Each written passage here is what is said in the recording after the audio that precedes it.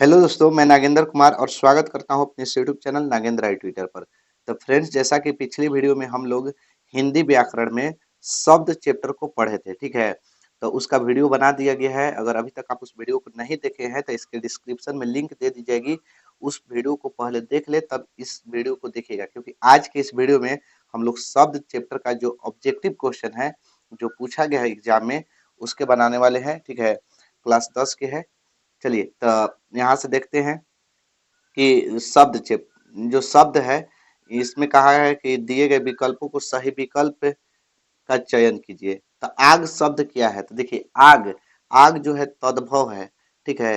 अग्नि तत्सम है, आग क्या है? तद्भव है, अग्नि के ही आग होता है, ठीक। अग्नि तत्सम है, जो संस्कृत में प्रयुक्त होता है उसको तत्सम, और जो हिंदी में प्रयुक्त होता है उसको तद्भव कहते हैं। तो आग क्या है? तद्भव है। मोर मोर बोला है कि मोर कौन सा मोर शब्द है, तो ये भी तद्भव है। मयूर जो होता है वो तत्सम है, ठीक। मोर क्या है? तद्भव। खेत शब्द, खेत खेत शब्द है, तो खेत शब्द जो है ये भी क्या है? तद्भव है। ये भी क्या है जी? तद्भव, ठीक है। इसका ऑप्शन नंबर बी। चलिए आगे देखिए, अगला है कि उत्पत्ति या व्युत्पत्ति की दृष्टि से शब्द कितने प्रकार के होते हैं? तो उत्पत्ति या व्युत्पत्ति के आधार पर शब्द चार प्रकार के होते हैं, और चारों प्रकार हम बताते हैं कौन कौन होता है। तो होता है तत्सम, पहला होता है तत्सम, दूसरा होता है तद्भव तद्भव और तीसरा होता है देशज, और चौथा होता है विदेशज, ठीक है। उत्पत्ति के आधार पर कितने होते हैं? चार प्रकार के विदेशज, ठीक है। आगे देखिए, अगला है कि रूपांतर के दृष्टि से शब्द कितने प्रकार के होते हैं? तो रूपांतर रूपांतर के दृष्टि से शब्द दो प्रकार के होते हैं। रूपांतरण की दृष्टि से शब्द कितने प्रकार के होते हैं? रूपांतरण की दृष्टि से शब्द कितने प्रकार के? दो प्रकार के होते हैं।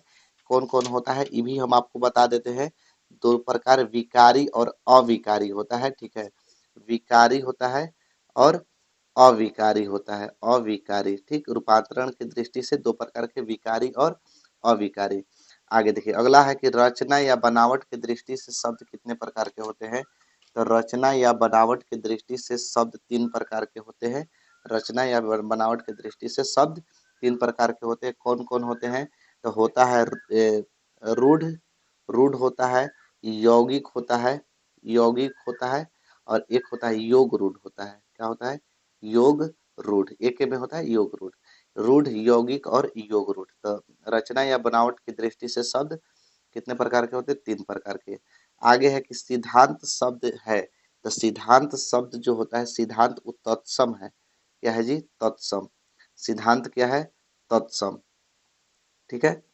तत्सम। ऑप्शन नंबर का हो जाएगा ए। आगे देखिए, आंसू, आंसू शब्द क्या है? तो आंसू जो है वो है तद्भव। आंसू शब्द क्या है? तद्भव है, ठीक है। आंसू क्या है? तद्भव है। आगे देखिए, अगला है कि पुस्तकालय शब्द कौन है? तो पुस्तकालय शब्द है यौगिक, ठीक है। इसका कोई ना कोई अर्थ होता है, ठीक है। इसलिए दो या दो से अधिक शब्द से मिलकर बना है, और इसका दोनों शब्द का कोई ना कोई अर्थ होता है। जैसे पुस्तक का घर, पुस्तकालय, तो इसीलिए यह क्या है? यौगिक है। आगे देखिए, पंकज, पंकज शब्द क्या है? तो पंकज, पंकज है ना जी, तो पंकज योगरूढ़ है। क्या है? योगरूढ़। Option number A. आगे देखिए, अगला है भिक्षा। भिक्षा कौन सा शब्द है? तो भिक्षा वो क्या है? तत्सम है। भिक्षा कौन है? तत्सम। आगे है पंख, कौन सा शब्द है? तो पंख जो है वो है तद्भव है। क्या है? तद्भव। पिंजड़ा कौन सा शब्द है? तो पिंजड़ा भी क्या है? तद्भव शब्द है, ठीक है। इस तरह से शब्द का ऑब्जेक्टिव खत्म हो गया। आशा करते हैं आप लोग के समझ में आया होगा।